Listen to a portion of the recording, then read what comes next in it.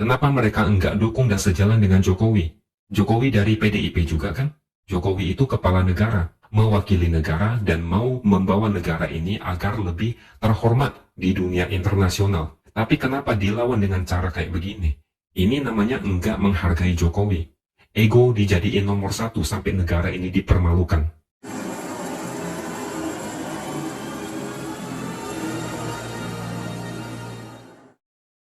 Halo, bertemu lagi dengan saya X Hardy di Opini Seward. Oke, mari kita bahas lagi soal Piala Dunia U20. Mumpung masih banyak yang kecewa. Saya mulai dari Hoki Caraka, striker berusia 18 tahun yang kecewa karena Indonesia batal jadi tuan rumah. Dia sampai menulis unek-unek di Instagram. Bunyinya begini, kami kecewa tentang gagalnya Piala Dunia U20. Jangan kalian bilang, halah, Pildun doang hasil giveaway. Walaupun hasil giveaway atau apapun yang kalian sebut, kita juga latihan mati-matian. Sehari 3-4 kali latihan. Gimana capeknya, gimana beratnya, kalian belum pernah ngerasain.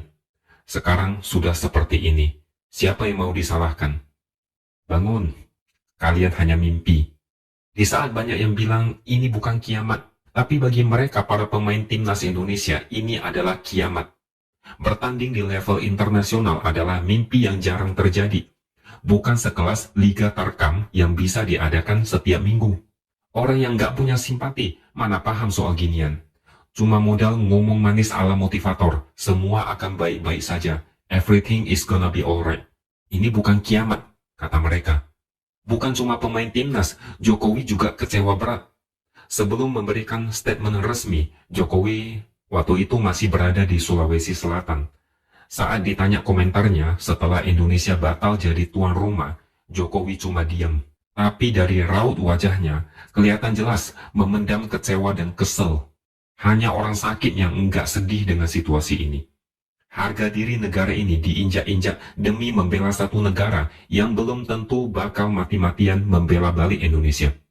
Dunia enggak bakal respect dengan Indonesia gara-gara ini. 4 tahun persiapan. Ratusan miliar buat renovasi 6 stadion. Total 1,4 triliun habis buat persiapan dan lainnya. Pelatih Sintayong juga kecewa berat. Latihan keras selama berbulan-bulan demi Piala Dunia U20. Kerja keras tanpa lelah. Akhirnya mimpi itu jadi abu. Bertahun-tahun Sintayong membentuk tim yang solid, siap untuk bertanding. Akhirnya jadi sia-sia. Kalian pasti penasaran apa komentar mereka yang menolak Israel yang bikin Indonesia dicoret FIFA. Ada banyak pihak yang seharusnya ikut bertanggung jawab. Ya misalnya Ganjar, Koster, PDIP, PKS, dan yang lain-lainnya. PKS udah pasti menolak dari awal. Mereka itu oposisi kelas teri dan cuma bikin gaduh negara ini. Jadi kita maklumi aja apa kata mereka. Nggak ada yang benar dari omongan mereka. Hidayat Nur Wahid, dia bilang dia kecewa FIFA terburu-buru cabut status tuan rumah Indonesia. Dia bilang FIFA diskriminatif sama Indonesia. Begitulah kalau ngomong tapi nggak pernah ngaca. Dia bilang FIFA diskriminatif. PKS nolak Israel, jadi itu bukan diskriminasi. Timnas Israel lolos kualifikasi, bukan lolos karena nyogok atau sengaja mau bikin gaduh di Indonesia. Mereka nggak tahu apa-apa soal politik. Mereka cuma mau main bola. Tapi PKS menolak mereka. Itu namanya juga diskriminatif. Tapi memang dasarnya nggak pernah ngaca, malah bilang FIFA yang diskriminatif. Jadi tahun 2024, tandai aja partai ini. Jangan ngaku waras kalau masih mendukung partai ini. Dan dua orang yang paling dibenci saat ini adalah Koster dan Ganjar.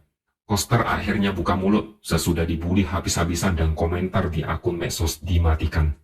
Alasan dia nolak timnas Israel tanding di Bali karena ada potensi ancaman dan gangguan keamanan di Bali, baik ancaman terbuka maupun tertutup. Sebelumnya bawa-bawa nama Soekarno, sekarang ngomongnya masalah keamanan. Tapi lucunya lagi, dia enggak berharap FIFA membatalkan Piala Dunia U20 di Indonesia.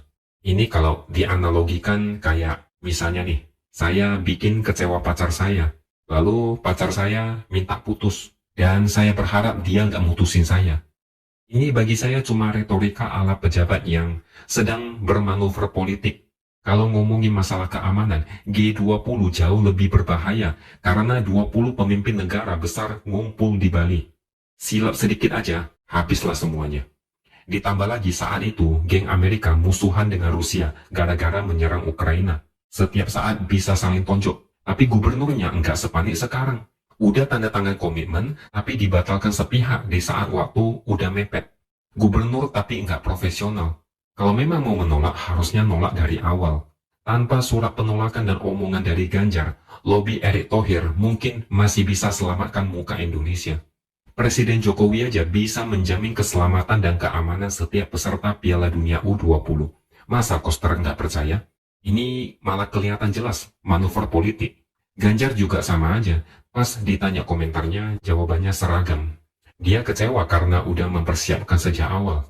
Masalahnya dia yang kecewa atau pecinta sepak bola yang kecewa? Udah tahu negara ini capek-capek lakukan persiapan, malah bikin blunder menolak dengan alasan amanat Soekarno. Ganjar lalu meminta agar skuad Indonesia U20 untuk tetap bersemangat.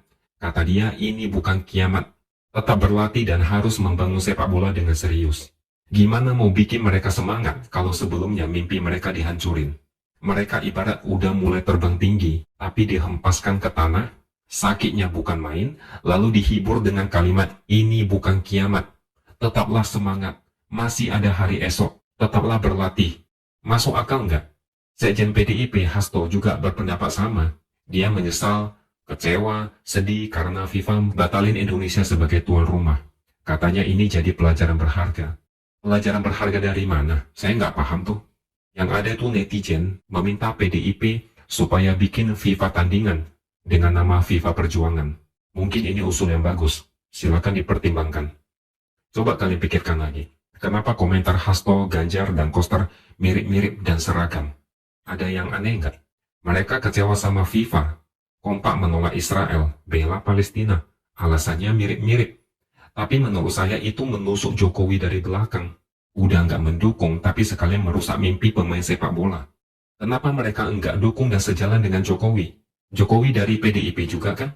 Jokowi itu kepala negara, mewakili negara dan mau membawa negara ini agar lebih terhormat di dunia internasional. Tapi kenapa dilawan dengan cara kayak begini?